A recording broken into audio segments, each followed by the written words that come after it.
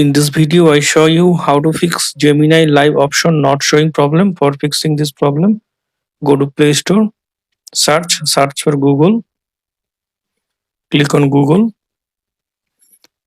up to date your Google app. Now search Gemini, click on Gemini, update Gemini app if available any update.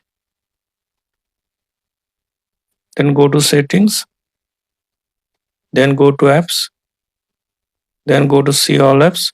Now search Google, click on Google, click on force stop, click on OK. Now click on storage and cache, clear storage, then delete.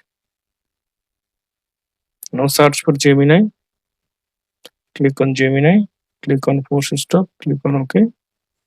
Now click on storage and cache, clear storage, then delete. Now open Gemini app,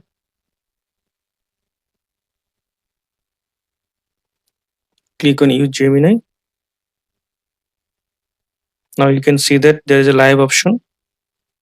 Now I hope that this method fix Gemini live option not showing problem. Thanks for watching. Don't forget to subscribe.